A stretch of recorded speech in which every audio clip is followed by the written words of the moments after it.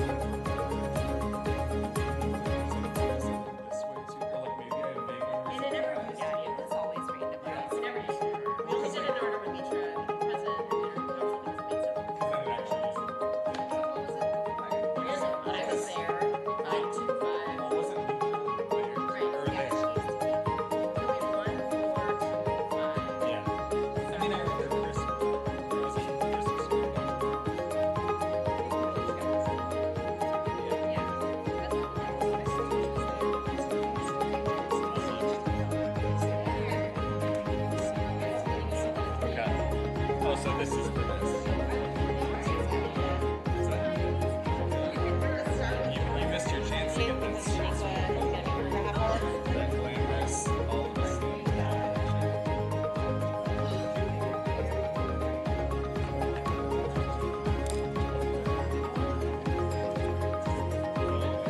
Thank you so much.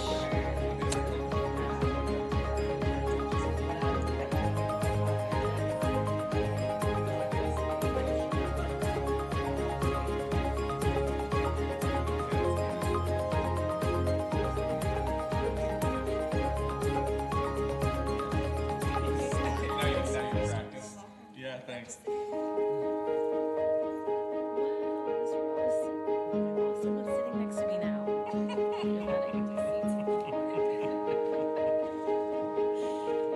Oh yeah, we should probably move this one.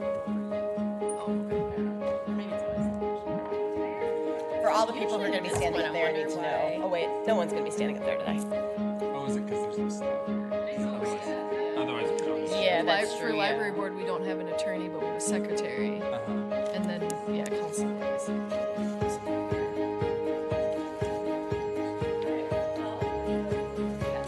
Quorum, and we are taking two, so I think we're going to get started. Everyone ready? Yep. All right. City Council Organization and Policy Committee to order. Good morning, everybody. Welcome. One of the things that I have been bragging about our council is that we dive right in and tackle the hard issues and don't wait to get started. And Mr. Pravatsky, I think you have now been a council member for about 61 minutes, and you're already at your first council meeting. So I think that that is just emblematic of the way that this council works. Welcome. We're excited to have you. Today's meeting has two items on the agenda. The first one is an opportunity for council members to share what's going on in different boards, committees, commissions. As we know, we all do a lot of work outside of official council meetings. We represent the council and the city on a lot of different advisory bodies and committees that are making lots of different decisions about issues in our community. And I think it's helpful every so often to take this time to update each other on anything that might be going on any of those boards, committees, or commissions that we feel is relevant to the group. It doesn't have to be an exhaustive update on everything that those bodies are doing, but if there's anything that you feel others should know about, I think this is a good opportunity to share that. And if it's something that is an update, maybe it's not a formal board or committee or commission, but it's a process that you're aware of or involved in. For example, the new West 7th process that Councilmember Jost and I are involved in. That might also be something we're sharing just because it's worth knowing. So we're going to start with that and then transition to a topic that I know has been on many of our minds for several years now, which is the issue of events and festival security costs. Councilmember Bowie has been doing really yeoman's work, and I've been partnering with her on this to try to address this problem. And we have a proposal that we want to discuss with you all today, get your thoughts on. One of the things I want to start doing is using this policy committee more as a policy committee, so a chance to really talk about policy before we ever get to the point of introducing it into Legistar, or making it a more formal legislation, to hear people's thoughts and also to have that conversation here publicly. So we're going to try that today, but I think we'll save that for second so we give a little bit more time. I know Councilmember Johnson will be here shortly. So to start with, I'm just going to open it up. We don't have to go in any particular order, but any updates that anyone wants to share from any boards, committees, commissions, or general processes. Ms. Jost. Thank you, Council President. I can go first. I'll talk about the Transportation Advisory Board, and I don't know, Councilmember Yang, if you wanted to talk about Water Board or what works for you, but so I sit on the Transportation Advisory Board, and one of the big things that that the Transportation Advisory Board does is the regional solicitation funding, which is several $100 million, and it gets divided up amongst all of the different kind of municipalities and counties that are represented on this board. And something that we started late last year was kind of a big review of like how the scoring works, and we did a big policy making workshop, and that's something that we're continuing into this year. But it's really key for municipalities that are represented on the board, like St. Paul and Minneapolis, to be able to make sure that we can get funding and support for the projects that we care about, because we are in a room full of there's like 30 elected officials in this room talking about this funding and what matters to us. And sometimes, our values don't always align with their values. And so those are really important discussions. And so I'm looking forward to continuing that work early this year. Great. Thanks so much, Ms. Jost. And that decision is going to be the decision about the funding criteria. Is that already made, or is that something that is being discussed now? It's ongoing. Okay. It's something that was started kind of late last year and still being worked through right now. Great. Thank you. Thanks for going first, too. Ms. Yang. Thanks, Council President. I'll share an exciting update from the St. Paul Regional, or the Water Board that I serve on along with Councilmember Bowie and Jost, which is that we launched our new payment portal. It's a website where folks can opt into pay, do auto pay, and they can use their bank account routing number. There wouldn't be a fee for that if you choose to pay through a credit card. There are other fees associated with. So it's been a huge overhaul for our staff and water services, and we really want to try and make not only the process easier, but really to reduce fees overall for our customers. It also look better for us budget-wise too. So I will be making an ask from everybody to promote the new payment portal onto your newsletters or social media platforms, and I'll be sure to get the information from St. Paul Regional Water Services. And for the St. Paul Port Authority, which I serve on with Councilmember Johnson, we will be having Excel Energy come in front of us to share with us about their work at the Heights, and looking forward to that. So if you have any questions about it, let us know. Great. Thanks, Ms. Yang. And questions are also welcome of folks as they're talking, so just feel free to chime in. Thank you, Council President. Well, I really appreciate this consistency and also engagement. I know we're always doing so much work in our communities and across the city, so I really appreciate having this time to get these updates.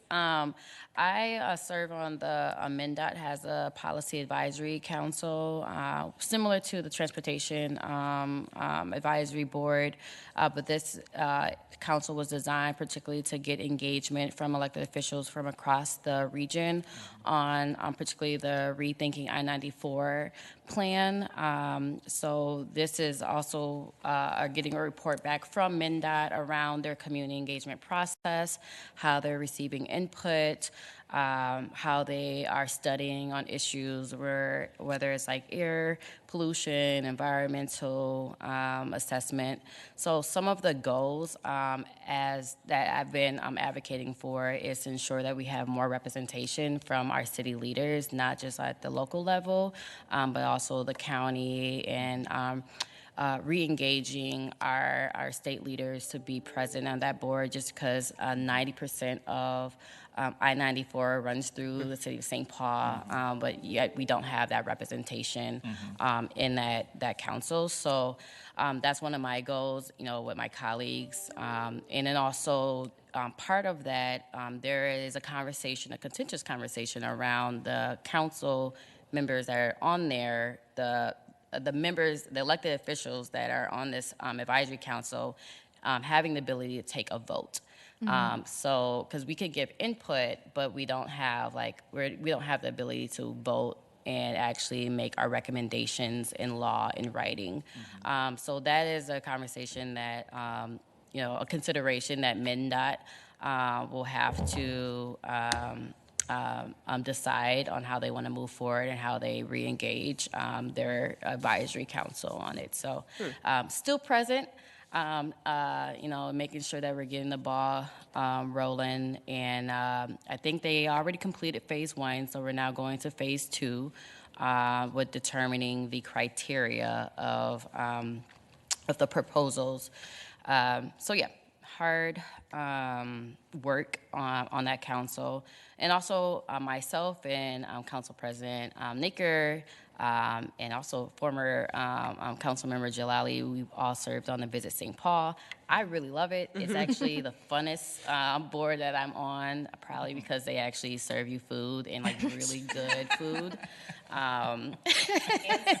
Well, they don't serve you socks, but you can. They give you yeah, socks. there was You get all the St. got- Paul swag. some St. Paul It's, swag. It has its perks. I will under say under that. $5. Yeah, that is true. That's true. For the record.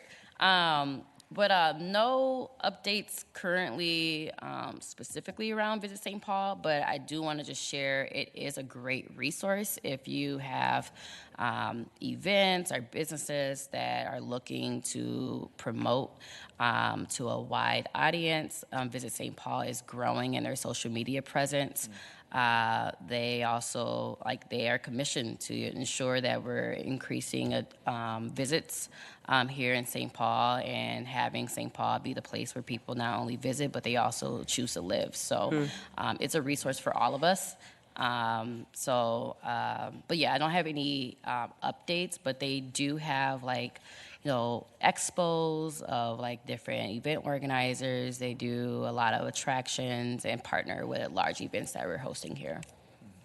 Ms. Bowie, I appreciate you bringing that up, and I will piggyback on that, not only the funness of the board meetings, but to your point about Visit St. Paul being a resource, because I think sometimes we might not assume that organizations are open to our asks for help or our suggestions.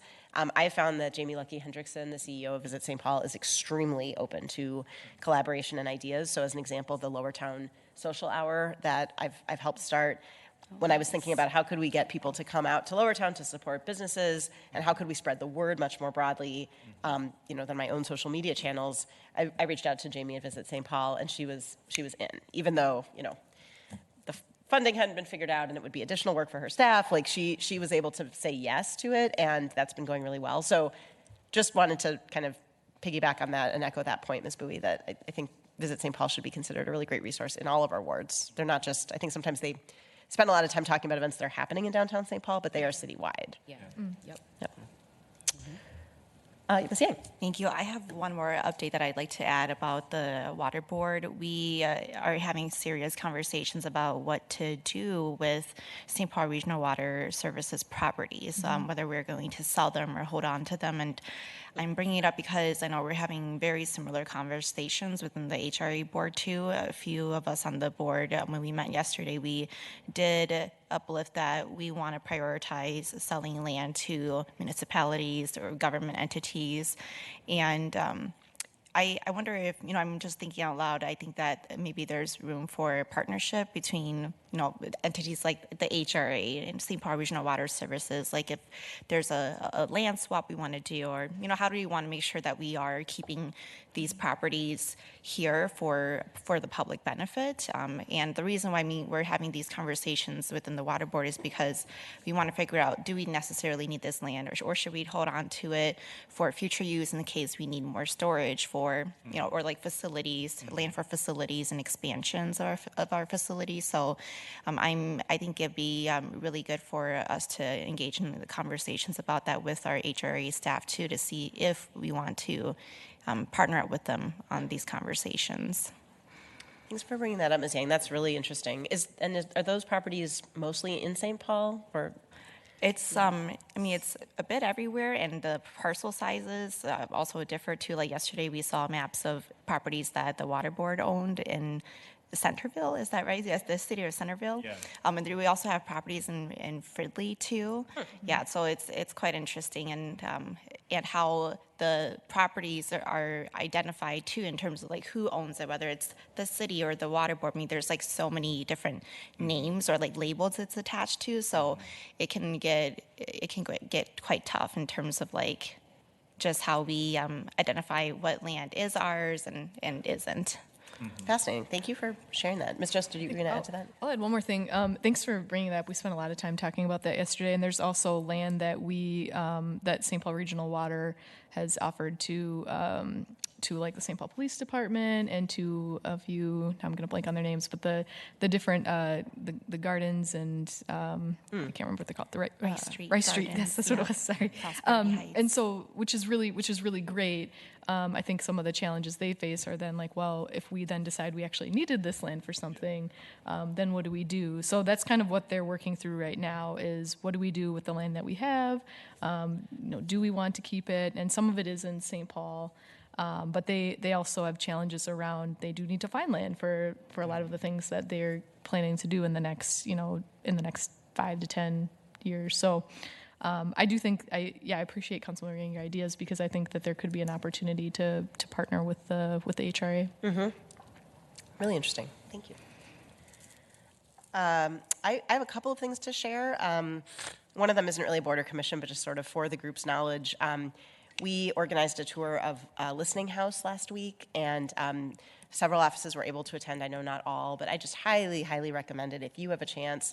Listening House's new location on 7th Street, just outside of downtown, and they just added on, I think they maybe doubled at least their size with a new wing with showers, with sleeping space, with an amenities room, with places for private counseling. It's just incredible the work that they're doing, and Molly Jalma, the executive director, is happy to give folks a tour. Their Work Now program, which are the folks in the purple vests going around cleaning up trash, is coming up on a bit of a funding cliff, and so I know they're looking for private partners who might be interested in contracting with them for those services because they're often helping private parties with the cleaning up. Anyway, so just a really efficient, wonderful organization that I think folks should know about if you have a chance. The two boards, commissions / processes I wanted to update on. One is the new West 7th, which is the new name for the Riverview Corridor process. So as you might remember, the Riverview Corridor planning process was ended by the county somewhat abruptly last year. And since then, city staff have been working with the county, Met Council, MnDOT to talk about what could come next. At this point, there's a very preliminary proposal for bus rapid transit, sometimes dedicated, sometimes in shared lanes through the corridor going from downtown to the airport and the mall, sometimes using the CP rail spur and sometimes using West 7th. It's a really, it's a preliminary draft, but I think it's really promising, and it also does not require the use of federal funds, which is critical right now when we can't count on any federal funds. So we're doing, this is the first week of, I believe the first week of engagement. Correct. So there have been events, there will be events all week, both virtual and in person, at different spaces in Ward 2 and Ward 3. So just wanted folks to know that's happening. I think, and Councilmember Jost, feel free to chime in here, but I still have questions a bit about, we don't have a formal policy advisory committee and technical advisory committee and station area plans, the kind of framework that we had for Riverview. So it's a little bit TBD how decisions will be made about this corridor, but I feel like everyone shares the sense of urgency to get something done and to have it coincide with MnDOT's planned reconstruction of West 7th Street, which is coming up in the next few years. So I just wanted to make sure people were tracking that. And Ms. Jost, I don't know if you have anything you want to add. No, I'm glad that you made that update because we don't technically have a PAC anymore, Yeah. but it is something that we've been talking about and meeting about quite frequently. And now the city is really taking the lead on this project, which I think is an opportunity to really center the project around our residents, even though it goes beyond the city of St. Paul. And I'll just add to what the council president said is that we are still trying to figure out. We're moving ahead as quickly as we can and trying to figure out the process that makes sense around how we're going to make decisions. But we are on a very fast timeline because we do want to get this construction started prior to a big mill and overlay project on West 7th Street for 2028, 2029, because that funding, if we can combine it with this project, would be the most efficient use for what we're hoping long-term for West 7th. So more to come on that, I'm sure, from both of us. But, and then, Ms. Bowie, Clarity sorry. question. So, is this so I'm trying to understand because you mentioned like at first it was led by MnDOT, and now the city is transitioning, leading it because of we have a mill-in overlay. But you had mentioned that it reaches beyond St. Paul. So, is this like including Bloomington as well, or? Yeah, so it was the Riverview corridor process was previously led by the county. Okay. We're kind of the timeline that we're focused on is including MnDOT's schedule. So we're trying to kind of get it done in time for them because MnDOT, technically, they West Seventh, belongs to them. But the project basically originally Riverview corridor was going to go from the mall all the way up into downtown. So the Riverview PAC included folks from Bloomington and Hennepin County, and folks from St. Paul. Nice. And as part of this project, there will be discussions about a turnback of, it's West 7th, but it's also Highway 5, which is why it's MnDOT's. Yeah. A turnback of at least a portion of the street to the city of St. Paul from MnDOT, so we would own the road, but obviously the city is being adamant about the fact that we would only accept a turnback such as that if there's work done on the road to bring it up to pristine condition before we would take it on. That road, and one of the reasons I think there's such a sense of urgency about this project is that, as you all know from your wards, when there's imminent public work going to happen on a road, nothing else happens in the meantime. So there have been no investments in sidewalk infrastructure, in tree replantings. There's these vacant, those tree holes all the way up and down West 7th that haven't been replanted because we're about to do Riverview and we're about to do, this mill and overlay or reconstruction, depending. And Riverview has continued to get pushed out, so none of that other work has happened, including the mill and overlay. Like, that's been pushed out because Riverview was about to happen. So I think sometimes communities that are about to have work happen that doesn't happen are much more disadvantaged because then they don't see any other work either. Yep. Yeah. So, Mr. Pravratsky. Yeah, thanks, Council President Naker. I think I'm really excited to see the city trying to take some leadership here. I think all these projects, like the county-led versus the Metro Transit-led, end up getting, I think, a little bit messier than people would appreciate. Just all the interagency interaction, the MnDOT, city, county alone, let alone the Metro Transit tie-in and all the other pieces. So I particularly appreciate the fact that dedicated right-of-way is an upfront discussion about this project, because I think even I have vivid memories of like 10 years ago when you were an early council member back then on the Policy Advisory Committee.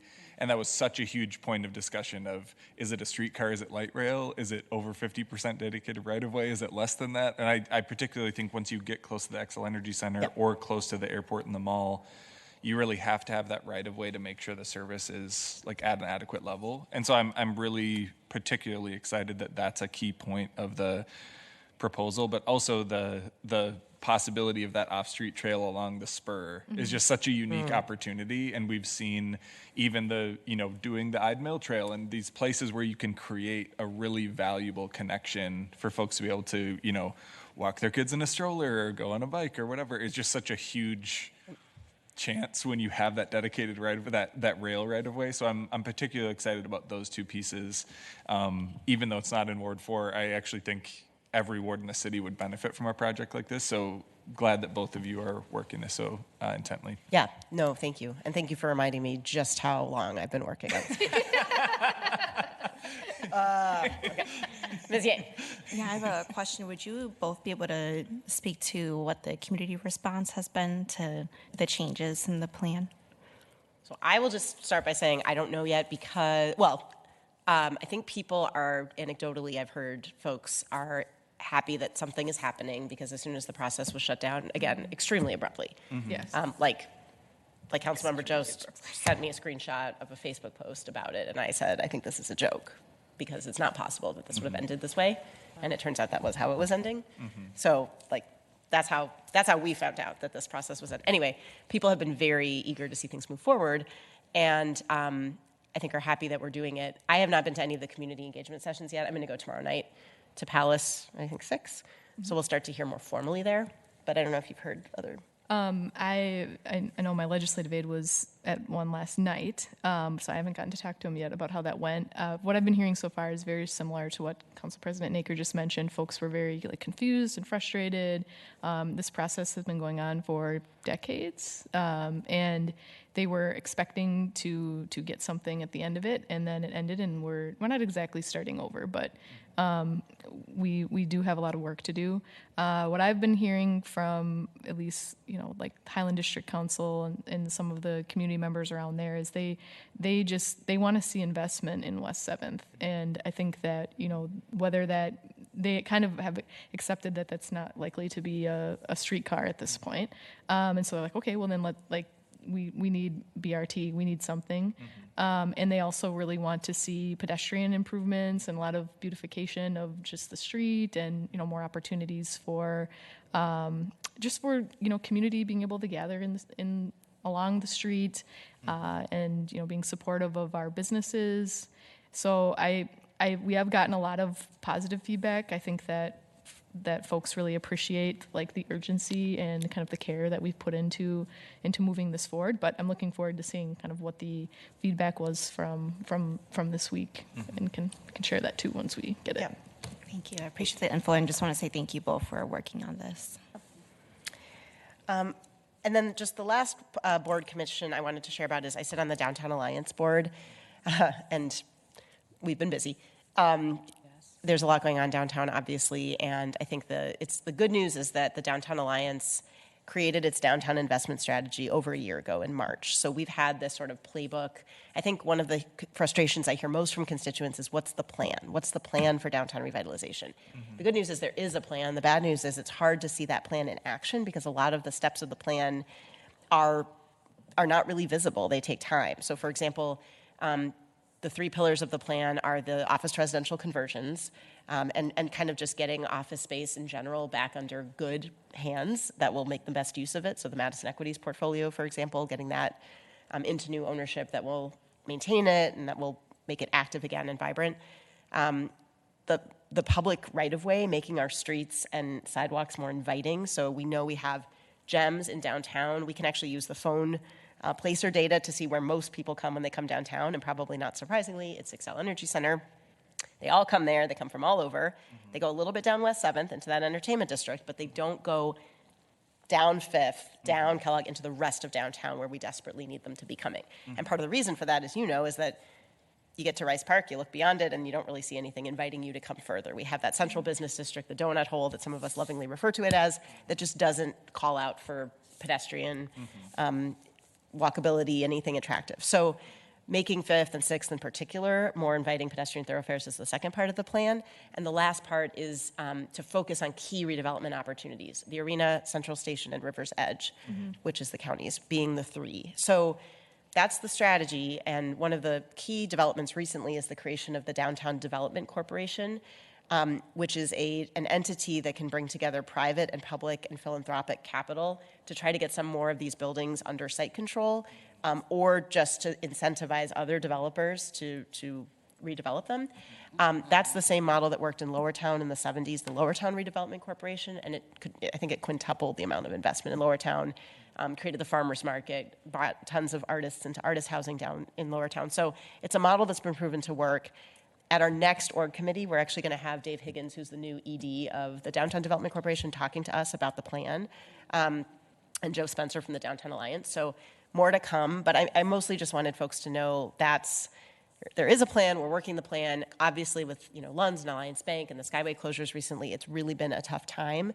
I think I've been saying, we haven't turned the corner. I think we're approaching the corner that we are going to turn, and we have a lot of things to look forward to coming up this summer. Brand new Pedro Park, Gold Line opening downtown.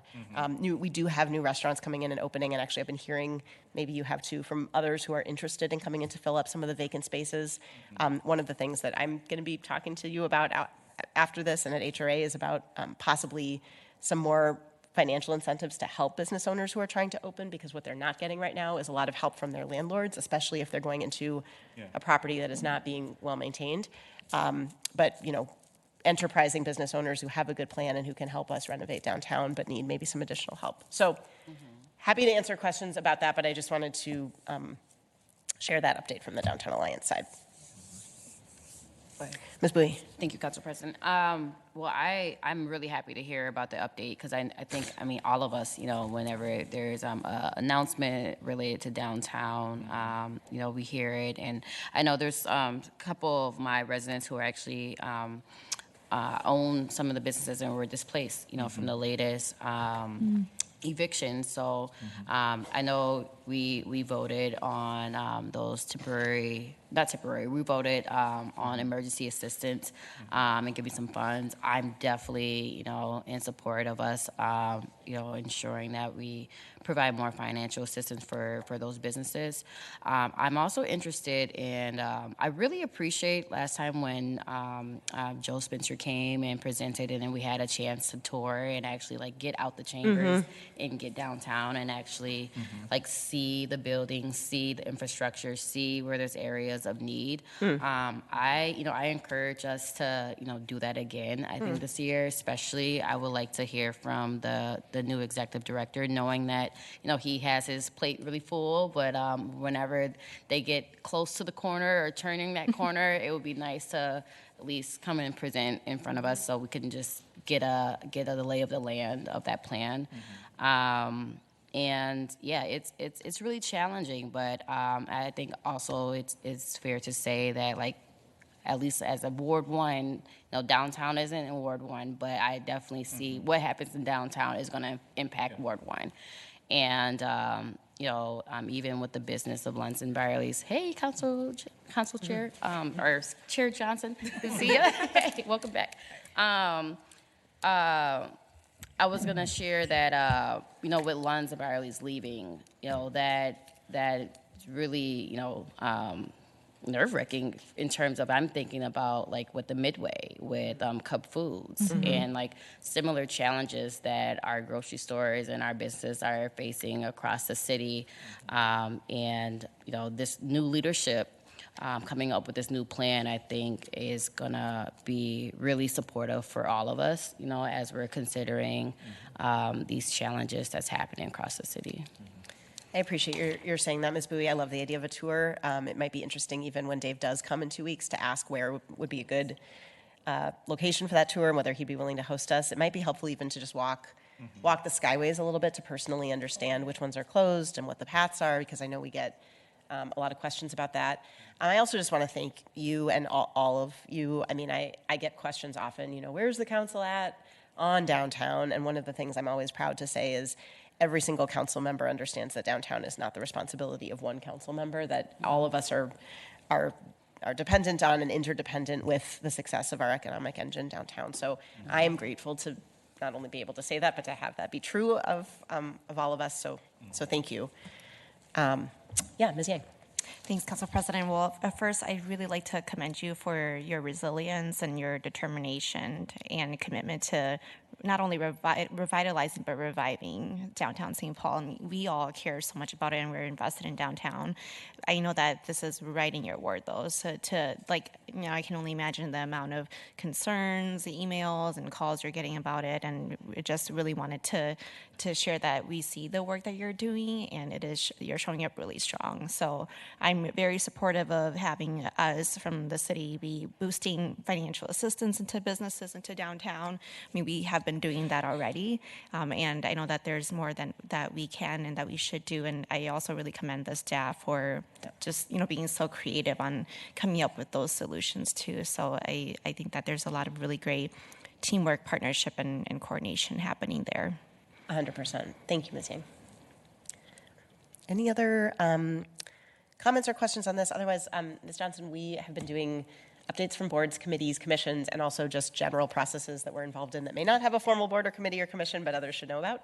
So I wanted to give you the chance if you had anything to share. Yes, well, thank you guys so much. First and foremost, the girls taking action at Humboldt High sends their regards. Very, very exciting to get a chance to talk with them. And you're still sporting their colors. You know, yes, I'm still a visitor at home. Just in case there needed to be reason as to just knowing where I was at. There you go. But very excited about some of the work that we've been able to do, especially throughout the first year. You know, so I will say I'm very thankful to my colleagues for your support and encouragement to be our council voice on Heading Home Ramsey. I'm really excited about that. I think in our community we've had a lot of questions continuing to surround what are we going to do and for and with our community who currently is unsheltered. And for me, that's been really relevant, especially with Bruce Vento's encampment closing earlier this year, and the Fish Hatchery Trail that's also in my ward now. And so it's just something that's at the forefront of my mind. I get questions about it quite often. You know, just what goes into all the services that we provide at our throughout our city, and have enjoyed working with our HEART team and SPPD and the deputy mayor and the Department of Safety Inspections on just really getting a grasp of how we handle our encampments and unsheltered homelessness response here in our city. So I'm looking forward to diving into that. I just went to, I have an upcoming orientation, but I just went to the first meeting to get a chance to meet with all of the different stakeholders there. And it's just a phenomenal group of people. On the other side of that, you know, I've served now for a year and some change at the St. Paul Port Authority, and alongside Councilmember Yang, and also briefly for Council President Naker last year and into this year. And I'm really excited to be the treasurer this year, just as far as like being able to have what I'm going to be looking at the audit this week, but genuinely excited to have been a part of some of the major conversations we've had surrounding the Port Authority. So, you know, the Heights is a pretty big topic for discussion, and has continued to be one. I was really excited last year to have us to secure major environmental and climate investment with our geothermal system. And so I will be continuing to support Councilmember Yang and members of the East Side in their advocacy surrounding ensuring that the Heights project goes smoothly. And I know at the St. Paul Port Authority, there's been recent property acquisitions that we have embarked on. The Kmart site has long been a site that the St. Paul Port Authority has wanted to see not be vacant, and get some development there. So I'm looking forward to embarking on that journey. If you haven't necessarily looked into that, I encourage our colleagues and our people watching at home to do so, because I'm excited about whenever we have an opportunity to turn sites that have been truly, not necessarily for better or worse, an eyesore for some of our community members as they go through places that are completely vacant, not utilized, underdeveloped, to see what we can potentially do there. And so I'm excited, and I've been really enjoying learning more about what the Port Authority was. Like, I grew up not necessarily understanding, but they are present in multiple counties and many counties. And so the work it stretches statewide. So I've enjoyed just actually being able to be at that table and hear those discussions. I recently transitioned off the WIB, the Workforce Innovative Board, and so I'm looking at Mr. Pravatsky because I'm looking forward to your journey either, or Council Vice President Kim's space, because it was truly an immaculate time. They've talked a lot about workforce development here in our county, and a lot of the partners that are joining are thinking of innovative ways to continue to employ our youth and folks that are really looking to have a place, some jobs, and basic like wages that can help families. And so it's a really important work. I was sad to give it up, but I knew that it was going to go to good hands. And so I think the main thing for me so far in our ward too, being the chair of the Housing and Redevelopment Authority the last month, has been really truly a great opportunity. We have launched in that month's time, you know, we've passed guidelines from our emergency rental assistance to our commercial corridor fund, to being able to vote next week on our Healthy Homes and Power of Homes program. And I think that there are a lot of things that are launching that we put in place as a council and as a body on the HRA last year during the budget cycle that I'm looking forward to actually having pieces to reflect on, including things like our historic investment in commercial corridors. That's going to be really important and imperative. So I've appreciated the time you guys have spent just on reviewing those guidelines, giving that feedback. It's just made those programs better. And I truly think that it'll be able to serve community and community members and residents in all of our wards. But I know on the east side of St. Paul, like, you all know that I've said it multiple times. We have a high amount of evictions in 55106, and it's at the top of mind for me. And I know that emergency rental assistance isn't going to be the end-all, catch-all, but I've heard nothing but positive reviews from just talking to community members about these funding sources being available. And so just to put into place, we do anticipate continuing to have those conversations with OFS to try and streamline the payment methods.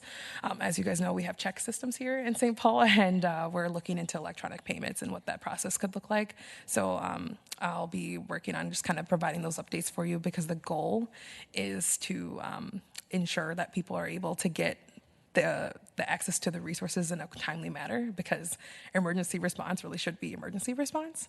And so I'm on a few different things through other things, but the last thing I'll say is the goal line opened, and being a part of the goal line corridor committee, it was really continuing the work of my predecessor, but also being able to be in a space to discuss the future of transit and bus rapid transit specifically. Listen, Eastside has seen a bunch of construction over the past several years. And so being able to have community members finally understand and see the bus that we have all seen the construction for has been a really huge deal. And so shout out to our federal and state and local elected officials that worked on the Gold Line expansion, and was happy to support earlier in March, the potential projection expansion plans into Minneapolis too. So just some things to watch, but the Gold Line so far is open. There hasn't been a Gold Line bus that I've seen that's been empty, so I think that's a good sign of people actually continuing to use it, because I know that was a concern for some of our folks of just we're doing all this work, and if people aren't feeling safe, they're not going to ride the bus. And the reality is that's the goal. Keep it safe, but also ensure that people are actually taking advantage of it, because that took the downtown to Woodbury transit time down significantly. You can get there pretty fast, and on a day where we have bad construction on 94, you might even be able to get there better by a bus rapid transit line than you could a car. So really excited about that, and those are just some of the updates that I have, and thank you for the opportunity. Thanks so much, Ms. Johnson. Appreciate it. And, I just want to echo, I think, what others have said. There is so much work that is going on, but not necessarily behind the scenes, but if our millions of viewers at home right now are not tracking us around to all of these different bodies, it's hard to know how much is happening. So I'm grateful to all of you for the time and attention you're putting into these different issues that are affecting our community in so many ways. So thank you. Yeah, a quick Ms. question. Bowie, yeah. Out of curiosity, and thank you so much, Councilmember Johnson, for those updates, but you touched on the emergency assistance, which I know we've already heard of and we all support and want to make sure it is treated like emergency response. But you mentioned transitioning from a check system to electronic system. Is that, and it's okay if you don't know yet, but would that require a policy change? Or is that a budget item to ensure that our procurement can have the proper software to actually transition to electronic? Yeah, it's really just right now the Office of Financial Services has already been starting to transition into what it could look like from a payment system update standpoint. And so it's really just do we have the software capacity to actually issue electronic payments? And so we've been in the process for that, and it's something that is projected for June of this year. And so right now we do a lot of our payments via check, like a lot of local governments do, but that takes some time to actually get the check issued and out the door from the city. And so we're just working on seeing what we can do around that to see if we can decrease the time it makes take for that process in this case, since they would be going to the property owners again, so not the individual, but the property owners that would need the payment in a timely manner. Yeah. Got it. I just wanted clarification. So this is for the emergency response, but I guess I'm asking in terms of if it's going to be a policy change, because I could imagine that all our other systems probably is via check, and we could probably do an entire transition of electronic payments, not just for emergency response, but just for how we process payments as a whole. Yeah, I'm happy to look into that too with you, Councilmember Bowie, when it comes to just like the assistance basis. I don't want to misspeak and have Director McCarthy in the back being like, shout out to all the Festus team telling you. But I'm sure they're all glued to their screens right now watching what we're saying. But I think that they'll work on being able to, I think it's an update system. So we should, I think in general, have the ability to do like electronic payments. But right now, even when you're, when we're doing even our own, any sort of reimbursements for any reason or business purposes, my understanding is we've used checks. And so in that space, it can take some time between the time that you request the check and from the time that the check is actually processed and mailed out. Yeah. So, and that's another thing. So. Thank you. Thanks, Ms. Bowie, for the question. And just a reminder to everyone, if there's ever a topic like that we want to dig more into from a sort of systemic basis, we can do it here. We can do it at council meetings, depending on the subject, at budget, at HRA, at public safety, hopefully very soon. So feel free to, share those ideas as you have them. I do want to transition now. We're at exactly the halfway point, so well done, to our second topic. And I'm just going to tee this up briefly and then turn it over to Ms. Bowie, who, again, has really been leading on this issue. And thank you, Ms. Bowie, for doing that. This is an issue that has been really, I would say, a thorny one. It is something that is, I believe, weighing us down when it comes to vibrancy in our communities. We know how valuable our community events and festivals are, our neighborhood organizations that put on these really wonderful community building types of opportunities. And because of security costs rising, it's just been more and more difficult to do that. We are trying to come up with a solution to that problem that is easy to administer and easy for organizations to apply for, so as not to add further burden to what they're already experiencing. It takes a lot to plan an event. We should be the least of that. And we are looking at an amount of $155,000 that we'd allocated in this year's budget to this purpose. The question now is, how do we actually get those dollars out the door? So I'll turn things over to Ms. Bowie to share the proposal that she and I have been working on. And the goal here today is to hear your thoughts. Yeah, thank you, Council President. So as we know, last year we voted on $155,000 to go towards events and festivals. And this funding came out of the mayor's office, transitioned to our office to pretty much create a program of how we want to support our event organizers. And as Council President Naker had shared, one of the issues and challenges that we've been hearing as we've been convening conversations with event organizers is the cost of police.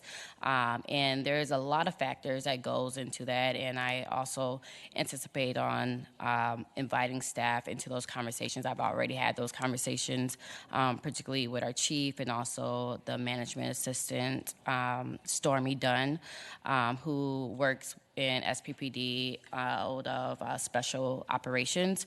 So she's like the main point of contact. If someone is hosting an event, they go to Stormy Dunn, and she provides like a checklist of like all the things they need to consider. And so one of the challenges that we're hearing is after they streamline their permitting and an event organizer is looking to, know what the cost is, that the cost of security is actually inflated. We've seen that, after the pandemic, not only with inflation, but just we had transitioned out of an off-duty contracting service to now an on-duty service. So event organizers have to pay for a law enforcement at the salary rate. So they no longer have the flexibility and autonomy to set that rate. So just to give some overview, because I think it's really important so we could grasp some of the challenges. The cost per officer, and I can get an update of this because on the website it says the cost per officer is $108.38 per hour. And so, for example, if an event requires 25 officers, they have to pay $16,257 for them just having officers. That's not even including staging. That's not including like the event space. That's not even including barricades and all those other things. So, I want to acknowledge that I don't think that security should be a barrier. Like, security is a priority, but it should definitely not be a barrier for us to be able to have these events hosted in St. Paul. Also want to share with you all, I had printed out a copy of Chapter 366, which is the events and festivals policy, just so we can see, like, in terms of how our policy is set. And, there are some opportunities either in this conversation or even in future ones if we want to look at changing this policy. So on Chapter 366.03, it's actually the permit fees. And if I could take your attention to line C, where it says over here, I think it's the third sentence of this paragraph, where it says the cost of police officers' services will be determined at the established formula rates. So this rate is actually determined based off our police chief. And the formula is based off of how much the officers cost per hour. And this formula is also determined by, how long the event is, how many people are going to be there. So the event is expecting, say like over 10,000 people. They are looking at a ballpark of like nearly like $50,000. I know Cinco de Mayo and Rondo Days and Little Africa, all were looking at tens of thousands of dollars. And applying for Cultural Star Grant funds, which we know are just like one-time funds. We try not to have like multi-years of investment. So part of this program, as we've been thinking about how can we actually solve an issue other than just like having short-term fixes. So this $155,000 is ongoing funds, but we came to the conclusion that instead of the council being a grant allocation or being in the business of allocating grants and deciding who will, receive this, how about we actually, transition these funds directly to the office and the staff that are actually working directly with the event organizers to credit. So it's not a grant. It would be pretty much a security credit to subsidize the financial burden of policing of safety and security for events. So I want to hear directly from you all because like your input is like essential to this process. As me and Council President Naker was just thinking about what is a criteria, here in the spreadsheet that you have is a possible criteria. What really mattered to us was that this organization is based in St. Paul, that we're investing in St. Paul organizers, we're investing in events that is highlighting a specific neighborhood. Also, we are supporting legacy organizations and legacy festivals. So, have they been here for 10 years or have they like hosted for more than 5 to 10 years? And also just looking at, is this event accessible and free? We want to be really clear that we want to have public investments for events that are public. And then one of the last criteria that we had is this event geared towards families and youth? Having conversation with Chief Henry, one of the things that we saw that would be beneficial for this process is gearing towards events that actually are like youth violence and community violence intervention that plays that role. That if we have more events, that we will also have an increase in community pride, increase in community visibility, and increase in more things for young people to be engaged in. So just want to open it up for a discussion of these possible criterias that we have. And then also what's listed here is all the special events that's been applied for and predicted to come.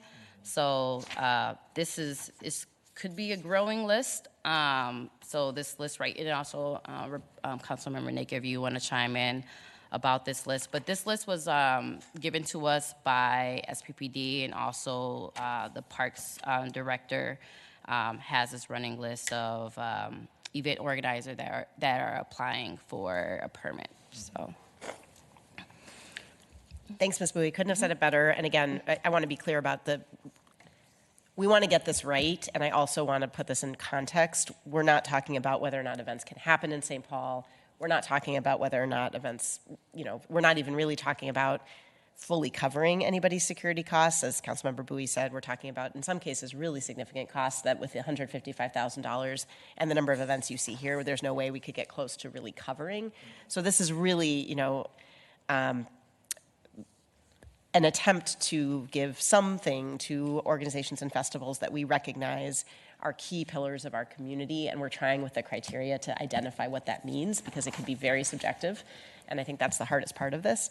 But it's a gesture of appreciation. It's a bit of help. It's not going to go all of the way unless we budget significantly more, and that's part of the reason why we wanted to show you the events that have just been predicted or applied for 2025 to give you a sense of the scale that we're talking about. So I saw Ms. Jo's hand. I have two things. I first just really appreciate all of the work on this, and I really support us making sure that we can help with some of the barriers to these events really all across our city. I think I'm really glad that we allocated this funding. I think also long-term wanting to be thinking about, kind of the root of the issue, it seems like, is that these security costs have increased over time, I would expect, is what I've been hearing. And I'm sure there are a lot of factors that go into that, but what is the long-term solution for maybe, any ability to reduce any of this security costs, or if we even have the ability to do that, because that, I've heard like a ballpark for a Grand Ole Day, for example, is like a $90,000 to $100,000 for security, and I don't know that it was that expensive previously. I do understand that costs increase, but I want to make sure we're focused on that too, and I know that's separate from this conversation. Yeah. But in the years ahead, like I would expect the 155 to go up if we continue to provide this support, and I think we should do that, and in tandem kind of figure out what else we can do about the issue. The second thing I wanted to say was I was looking at the event names, and I just had a question about, I'm a runner, and I see a lot of races on here, and I know that those are not typically free. There are like free opportunities for kids to sometimes run in these, but I just wanted to flag that because that's quite a few of these events. And those aren't necessarily, like, the public can come and watch them, but they cannot participate in them, and they're actually very costly.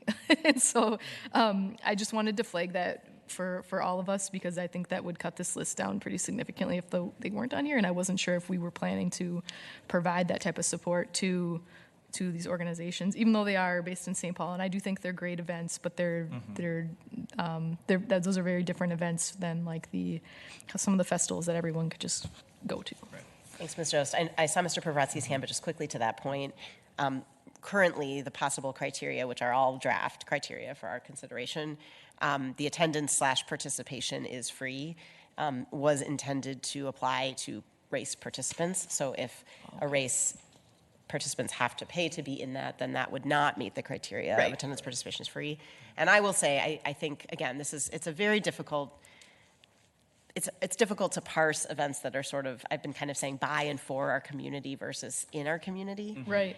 And I think obviously there are we want all of the events, but some events I think are more rooted in neighborhoods and communities, and some are more, we have great stretches along Summit and Shepherd that can become the location for things, rather than another tie to our community, to the extent that that's helpful. So, Mr. Pravratsky.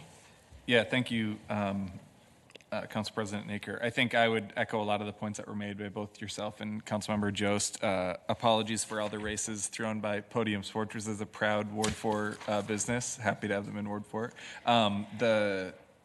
I do think it's important to have both the conversation you mentioned, Council President, of we have a lot of small businesses in Ward 4 that have spent a long time trying to advocate for themselves to be the priority that I think we all really vocally want them to be, but I think doing that in every single individual program and project takes a lot of time, and it is a lot of work. We have folks like, the local breweries in Ward 4 that do a lot of festivals like this, like Dual Citizen. Urban Growler is such a great staple in the neighborhood, but finding ways to make sure truly locally rooted businesses have some advantage or have some prioritization, I guess is the more appropriate way to say it.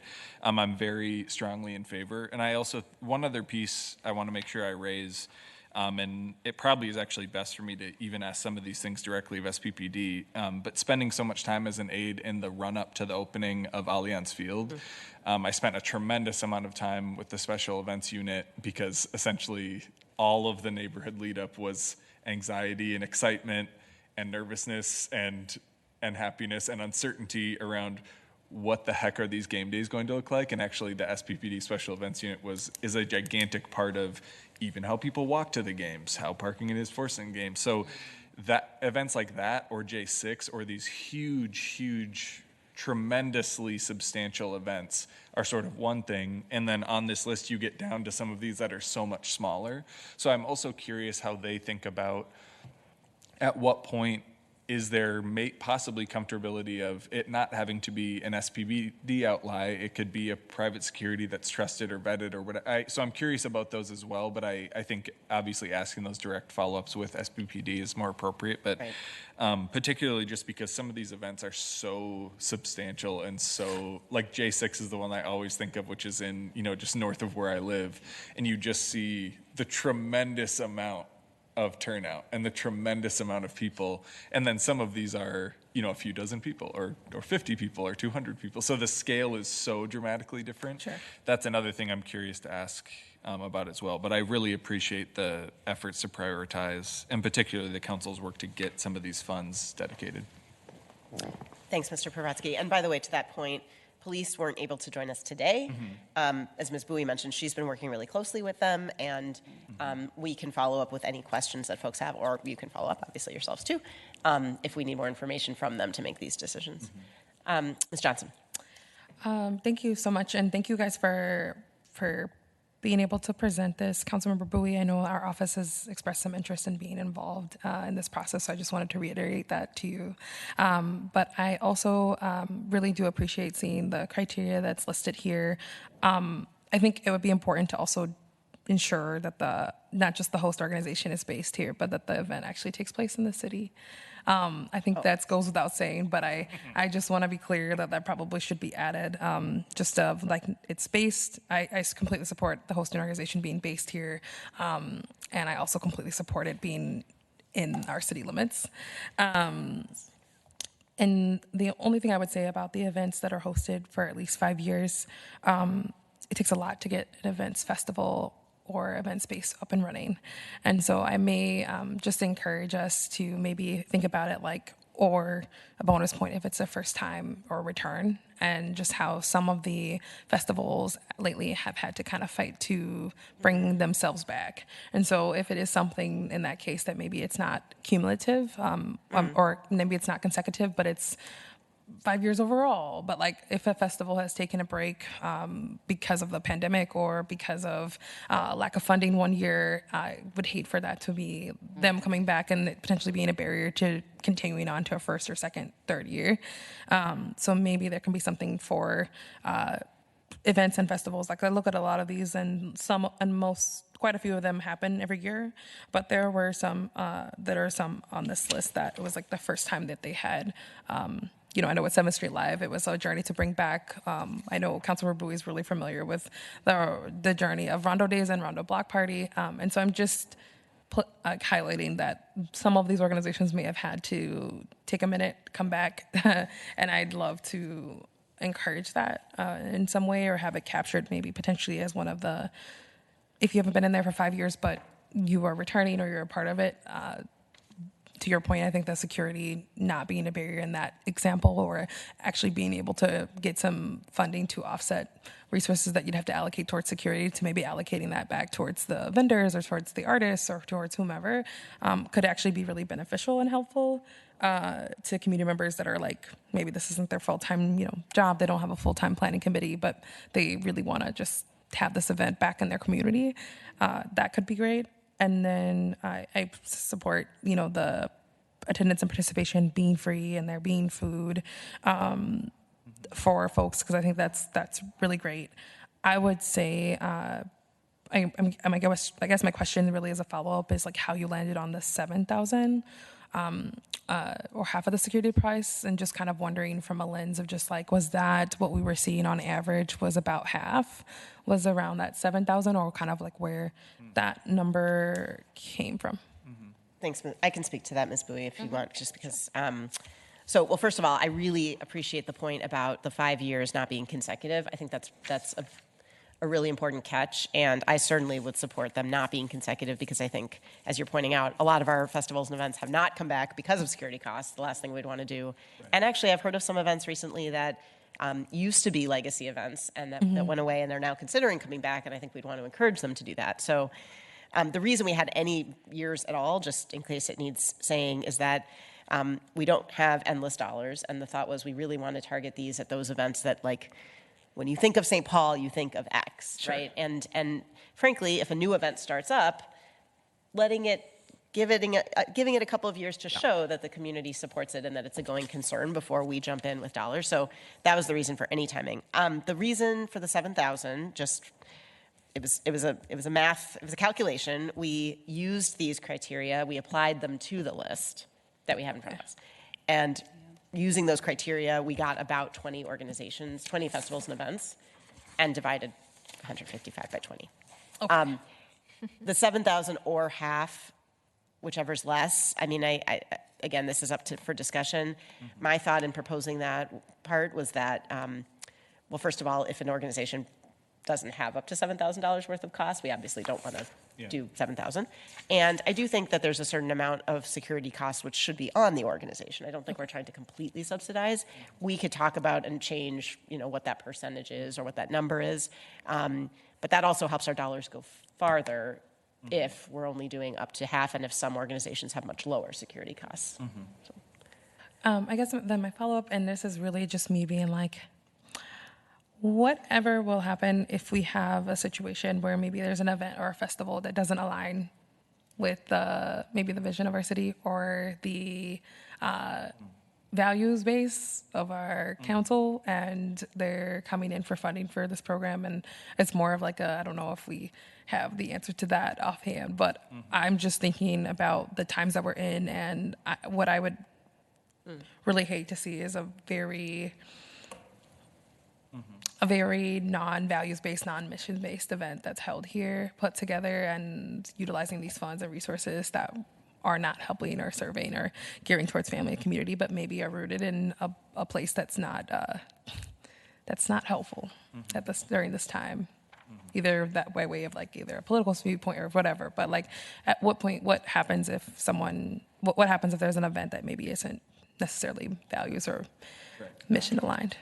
Well, yeah, I could take that. I think, that is all things to be fair. That's why we have like the fourth bullet point as a criteria, because like we want to make sure that we're promoting safety, we're promoting community.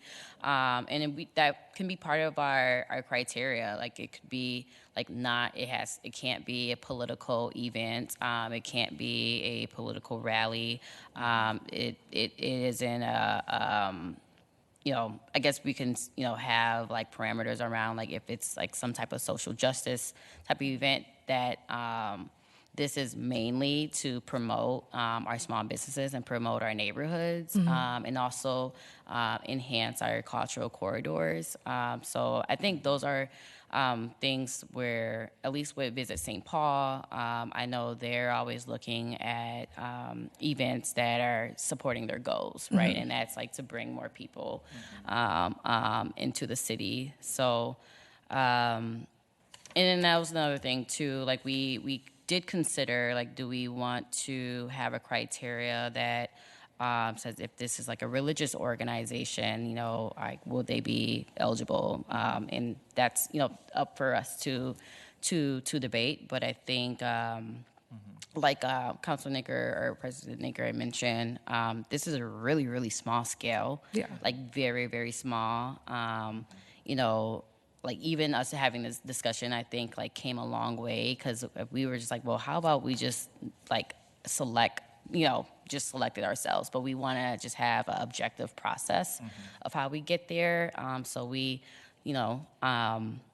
aren't just like making that decision and choosing losers or choosing winners, but really like launching a pilot, and then seeing how this year goes, and then also like being able to, look at those changes for next year. I appreciate that, Ms. Bowie. I would also say, Ms. Johnson, to your earlier question, that is the advantage of having the 5 years.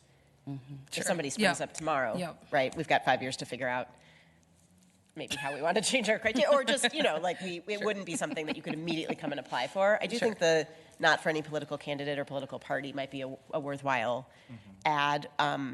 We're trying to keep it as, again, unsubjective as possible, and I think the more you kind of get into like what's it for, the harder it might be to parse some of those things, because to your point, political in nature could be a lot of things. And I think we ended up not going into religious institution, or not, in part because there are religious institutions that host community events that people rely on, look forward to. So, kind of having that be the barometer didn't seem right. Understood. But I take the point. Ms. Jost? I was just going to say, to Councilmember Johnson's point, like maybe there's some language in like the comprehensive plan or somewhere in that is just a few sentences about our city values that, the event, because I see we have the event, geared towards families and youth, but also like, needs to be welcoming, inclusive, something. There's got to be something we can copy that we can maybe bring in for that, because, we do want these, the whole idea is that these are free, these are open to everyone feels comfortable going. And I think that that's going to be important to have some type of language in there. Yep, I like that. Mr. Paratsky? And thanks, Council President Naker. The other thing I would note, and I might just be saying out loud so that I better remember it for when I'm chatting with SPPD as well, is having recently been at a very substantial event or rally at the Capitol and seeing the sheer amount of participation, but to be honest with you, not an incredible amount of like visible police presence. I mean, I'm sure it was very, very well managed, and there was actually a lot of event stewards from the hosting entities as well in visible vests, and so non-police staffing that I'm sure was very intentional. And when tens of thousands of people are at an event, I mean, I can't even imagine trying to strategically staff a situation like that. But I'm curious too how even events at the Capitol get managed differently, because I know the State Patrol, I think, technically oversees the security versus local police. So I'm curious if there's some sort of cross communication that typically occurs there anyway, because I haven't, in my previous work with the events team, I don't think I've ever asked them about the Capitol events, which I think gets handled by different law enforcement, but I'm wondering if there's learning from there too. Again, mostly saying to myself, so I remember to ask SPPD that, but especially the sheer amount of times you get notified about an event at the Capitol being in Ward 2, I'm sure is immense, but just another opportunity. That's a great point. Yeah, Ms. Bowie. To that. Because even last year, like one of my main goals was to subsidize and how we can lower security costs. So like I think like my first department meeting was with Chief Henry and talking about special units. My big goal last year was how do we bring back Rondo days, and like security costs was one of the hugest barriers.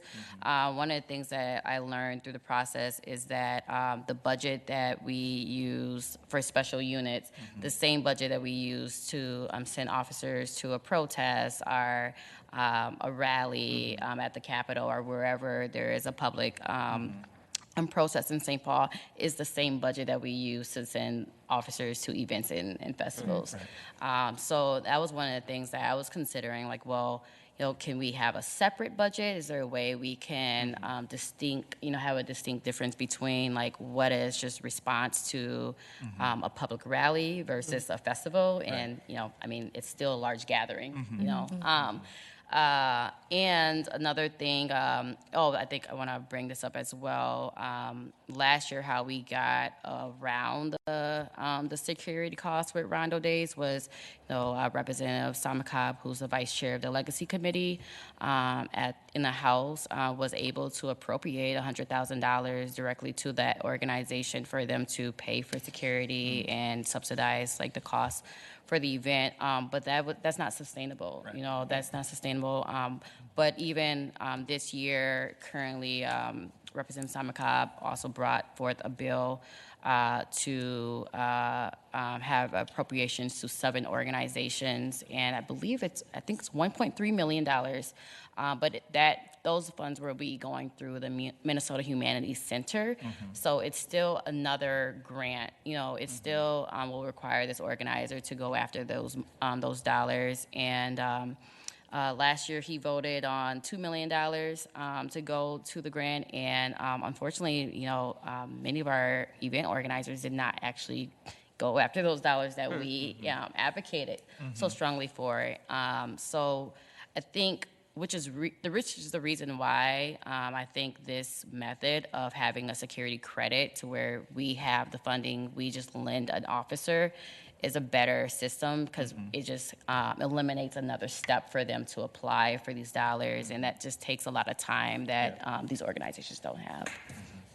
Right, to that point, we were even talking about, you know, on the application for a permit, having these be checked boxes, essentially, you may be eligible for security credit. Tell us these things if that's not already somewhere else on the application. And then it's just automatically determined. Again, trying to take out, as Ms. Bowie said, the subjectivity and any burden on us or anybody, frankly, from picking winners and losers, because I think that's a losing proposition. Other discussion, Ms. Yang. Thanks, Council President. Well, first I'd like to say thank you to you and Councilmember Bowie for your work on leading this. I just want to acknowledge first off that I know that, you know, as council members, we all have our own preferences on what communication with each other looks like, what engagement looks like as well. And I want to be really explicit about my preference, which is that for things that are, you know, council led, I would say, you know, most likely pertaining to the budget or things that we all have voted on together that we want to move forward with. I would really like for there to be an initial outreach on, hey, this is something that we're working on. Can we get input first? And then we'll put together a draft. Just because I think if we were to do that for this, many of the suggestions here probably would have been incorporated into it already. And then we could have had an even more polished draft to look at that was inclusive of all council members' input first. And so just wanted to share that that preference. And I would say overall that this looks like a very great first draft already. I do really like that you all were prepped with like the list, and you know, it gives us an idea of like really the interest that we have when we talk about why we are even having this funding in the first place, and like, you know, what are the criterias that we want to create around it. The things that I will name is that when I think about criteria, I'm always thinking about like how can we make sure that equity is always at the foundation of what we do, so that it's not an afterthought, but it's really, you know, we're proactive about it. It can be really the foundation of the work that we are working on and that we keep building on it. And so we already have a lot of data around areas of concentrated poverty especially, and so what I'm interested in seeing is how we can incentivize organizations that do host events to become a legacy organization. And I'm not sure how exactly we all are defining what a legacy organization or legacy event is, but it kind of sounds like from the conversation here, it means that you have been hosting your event for quite some time, you know, maybe like over 5 years, 10 years or so. I do think that, well, to that point, I am interested in making sure that our dollars do support new events, because sometimes it is really hard to, you know, be the one putting yourself out there hosting an event for the first time or maybe for the second or third year and to gain that rapport. But eventually, when you keep doing that, then you build rapport, you build that reputation in the community, and then hopefully you become that legacy organization or event. And so I'm just putting myself in the shoes of what I often hear people talk about when they say, I'm starting this up and here's my vision. And I know that this is a council that's really invested in supporting really innovative folks who want to bring more engagement and more fun overall to our city. And so I'm really interested in us including them into that point system too for the number of years you've been hosting your event. And and then also you know, to the thing I said earlier about areas of concentrated poverty, which I'll just say ACP for short. I think it's really important that we figure out ways to bring more foot traffic into those areas. I mean, if you host an event there and there's businesses nearby, it's a really great way for people to be able to not only get introduced to new businesses, but to be bringing their dollars into that certain area and to boost and revitalize those certain neighborhoods. And also, we also see through our STAR data too that typically it's ACPs where we have less applicants, and it speaks to the more the difficulty in just doing engagement and outreach about these funding sources available through the city. And also, like, folks are in survival mode, and so it's really, I think there are really intentional ways in which we can make sure that there's points granted to events that are hosted within the ACPs as well. Let me see here. I had a few other things. The other thing I'll mention too is I'm not really sure what the points add up to. So, like, if you have this many number of points, is it that you get a certain dollar amount? And so that would be something I want to share back so that you all can take that feedback and work on that. There's been questions from organizations in my ward that ask, well, do we have to have SPPD be our security? What if we want to go with an alternative so that there's cost savings there? Will they be eligible for the security credit? I would be very supportive of that. I think what is a huge bonus in going with SPPD is that these are union workers, and I'm very supportive of that. I also know, there's just so many things for organizations to consider when they, when they decide who to go with, and cost is a huge part of that. Obviously, that's why we're having this conversation in the first place, and so just wanted to put out there, I'm very supportive when it comes to groups opting to choose an alternative choice for security for their event. Let me see here. I think, Councilmember Johnson, your question about, like, how do we determine, are there certain, like, restrictions on who we decide not to grant money to? That's a really great question for CAO. So I would encourage both of you to reach out to CAO about that. And that pretty much wraps up everything here for me. Thanks so much, Ms. Yang. Mr. Propetsky. Yeah, thanks, Council President Naker. Just in addition to what Councilmember Yang spoke to, when you mentioned the location of the events, it really pinged in my head.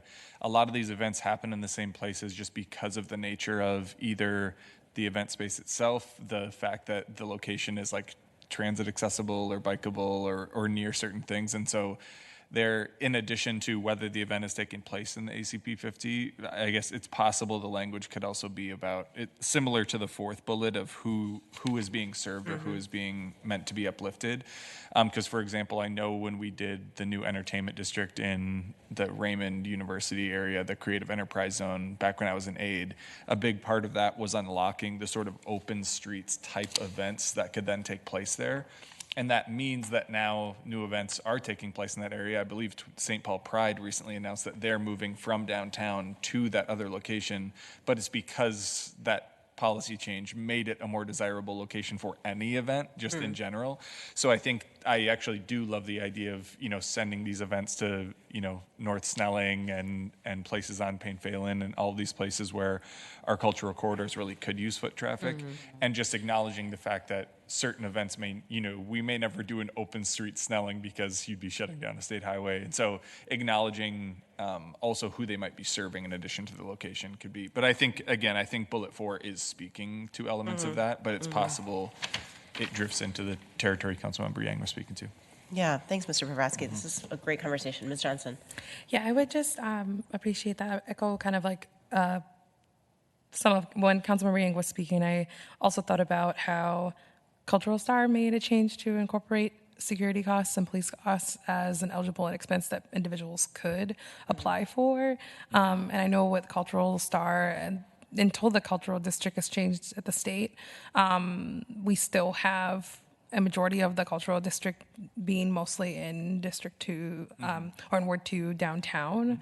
And so I guess my curiosity is more so from a lens of just like, how do we feel about potentially getting a Cultural Star grant awarded in the area, and then in turn also being able to receive this allocation? And does that matter?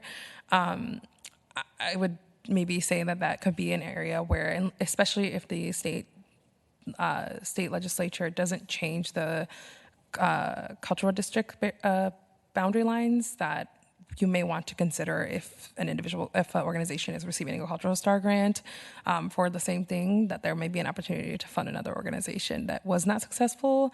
I know some of these festivals and events get partially funded versus full funded through the Cultural Star process because they're in other wards or outside of the cultural districts. And so they don't receive often like their full requested amount. They may get a difference, but they do score really high in the Cultural Star process. And so just wanted to flag that, as we probably should also, while I'm not sure how much SPPD special events communicates and partners with the the city staff that work on the Cultural Star through PD or the mayor's office, but I think it would be really great to see especially if the state doesn't change the lines of the cultural district, but that's not successful this session, then maybe Cultural Star is actually one of those things that people are able to access, especially some of the events on this list that are based downtown that have been successful. Like, I recognize several of them from being on the Cultural Star board and reviewing their applications, and often those organizations were actually funded fully for the request that they gave, and just knowing that they can actually apply for police costs and offsetting their costs through Cultural Star, it might be a space where we could, not to say that just because you're not based downtown, you're going to automatically be in an ACP, but it might be a room for just talking about, like, you probably shouldn't fully apply to Cultural Star for this and that. Might be a potential double dipping situation that could be avoided by being able to just be like, if you're in the cultural district, you apply to Cultural Star, you receive funding from Cultural Star around the same event this year. We're not going to be able to support it. Just a quick note on that before going to Ms. Jost. First of all, as Ms. Johnson mentioned, and with all of your support, I did help draft a bill that Senator Pappas is introducing to eliminate the 80-20 split of cultural district, because it's frankly racist and arcane to say that downtown is the only place that culture exists. And I say that as the downtown council member. So I'm hoping that that will change, and that and also just in terms of ease of administration for staff and for applicants to not have that 80-20, it's going to make it so much easier. So I'm hopeful it does. I think your point is well taken about, and I would like people's thoughts on this. I mean, are we sort of saying, great, go after all the money you can, and if you get Cultural Star, great, you can also get this? Or is it more, if you've gotten one, you shouldn't get this other fund? The other just quick point to Ms. Yang's point, we've left this sort of how do the points work purposely open to get feedback on that. One thing we could consider doing is saying some of these are just required. So, for example, hosting organization is based in St. Paul, event takes place in St. Paul, attendance participation is free, and then maybe there's sort of and you can get a bonus point for either your event has been hosted for at least 5 years or you're in an ACP 50 area. So, for example, we would be encouraging new events in ACP 50 areas, not discouraging them, but not necessarily allowing every brand new event that pops up again to just sort of come into the. So, just a thought, Ms. Jost. I had a question, and I just don't remember the answer to this. But in the budget, where did the $155,000 come from? Is it just general fund, or did it come from like private? This was from, well, I assume general fund, but it was initially hosted in the mayor's office. So they used to do this process. So they were basically like selecting who gets funding. So they transitioned that into the city council's department. Okay, so it wasn't like ARPA funds or any type of one-time funding? No, this is ongoing. It's fully flexible. So, all right. Yeah. Ms. Yang. It's just one last thing I wanted to add. I'm not sure. I mean, we haven't decided basically if this is a rolling basis credit that's given or if you have to apply for it. But I think we should figure it out, just because we may see, organizers want to host their events at the beginning of the year. If it's like, hey, it's a first come, first serve basis, and then that ends up, that results in events being hosted like towards the end of the year, just not getting funding. And so just wanted to put that out there. That's a good flag. Yeah, that is good. I think to Ms. Bowie's point earlier, part of this is going to be a little bit, let's try it and see. I will say it's, you can apply for your event anytime. So actually, these actually are in alphabetical order, but the way the police department sent them to us were in order of when they're taking place. And so I know that these actually are through the end of 2025, but they've already, in some cases, permitted them now. So I think that is a good flag. And I just also want to be clear that, many times you're applying far before your event takes place, so it wouldn't necessarily go with when, force you to have your event earlier. But that is a really good point. So we are a couple minutes from time. I want to see if there's any sort of wrap-up comments or questions. Otherwise, I think the plan, Ms. Bowie, correct me if I'm wrong. I also want to thank you, Ms. Yang, for your point about more outreach first. We're giving this a try. I think this was a really successful conversation in a policy setting, and I appreciate everyone's participation. And I think we should do more outreach beforehand in the future, so we will take that as a lesson learned.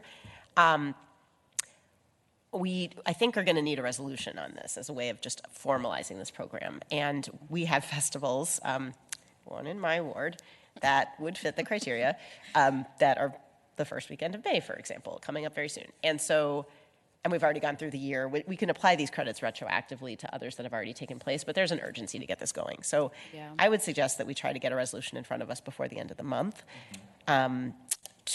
To make this official. So I think what we would be doing is taking all of this feedback into account, coming back out with another draft to you all, and then the resolution obviously would be in front of us and could be amended or discussed at that time as well. But Ms. Bowie, what are your, please close us out. Well, yeah, I'll be glad to. But yeah, I think we took all the feedback in. We're going to, so like my office, we will also shop around the resolution just to make sure everyone is able to see it. But taking this feedback. Also, I want to make sure we're looping back to SPPD because, they are going to actually implement this. So I think that's something that we will just all be aware of. But yeah, to the urgency, it is event festival season amongst us. So we do want to at least have the criteria decided, and we'll have that in the form of a resolution by next week. So that is kind of urgent, but which is why we're having the conversation now about it. So, but yeah, so we're looking at next week of bringing that, which means that we'll have to incorporate. We have to, or actually the following week. That will be the 26th. Excuse me. Yep, the 26th of April, when we will be making that decision. So. Question. 23rd is the 23rd. Is it the 23rd? Okay. Oh my gosh. Something's important on the 26th in my life. So, yeah. Okay. Don't miss whatever that is. Yeah, whatever that is. I can figure out. Will SPPD special events unit be presenting the staff report? I would definitely reach out. The effort will be put out there. And we had I am definitely gonna ask for Stormy, who's the management assistant, if she can present, because she is the point person, and she will be actually implementing this, and she's been a thought leader in this process, but unfortunately she wasn't able to be here today. But as we're having, I think next week's gonna be budget, and then the following week we would have our org committee. So that's definitely something that, if anyone else wants to reach out and put that call out there. So. Okay. Sounds like that was maybe a request for SPPD. Yeah, I think it'd just be nice to hear them, because this is great. This proposal is great. The criteria, the timing piece of on the back end. So just being able to walk us through, like, on this date, this is when it's going to open. It's going to start happening. Nobody will have to apply, but just so folks, I think people on the list are aware of, like, okay, I have applied already, submitted like my, my application to SPPD, but do I have to do anything else? Will probably be the question. And then also just like for those that maybe are being retrofitted, or there just might be some questions I have for them as far as just administrative related things. Just for safety too, it could make sense to make sure the cultural star staff are there too. Just if we're moving quickly, if we want to make sure, because I know how a random question can hang up a whole resolution. So it might make sure to have them there too. That, and also was looking at having the coordinator for the Cultural Star present as well, to talk about that overlap, because that was something that we took in consideration, and that could be one of like the check boxes, like have you applied for Cultural Star? I know that process, it takes I mean, last year we voted, I think, in September. So the timing of them actually getting those dollars could be an issue. And then also, Councilmember Yang, I wrote down, having the city attorney's office reviewing our eligibility criteria. I think that's really important to make sure, we're doing this within our legal scope as we're designing this. It's always an afterthought. Yeah, so. Just kidding. Yeah. Awesome. Well, I want to thank everyone, especially Ms. Bowie. Again, thank you for your leadership and partnership on doing this. I'm excited to solve what has been really a complicated issue that I think we're going to finally figure out this year. So with that, we have a busy day ahead of us, and we have nothing else for Org or Policy Committee, so we are adjourned. And we are going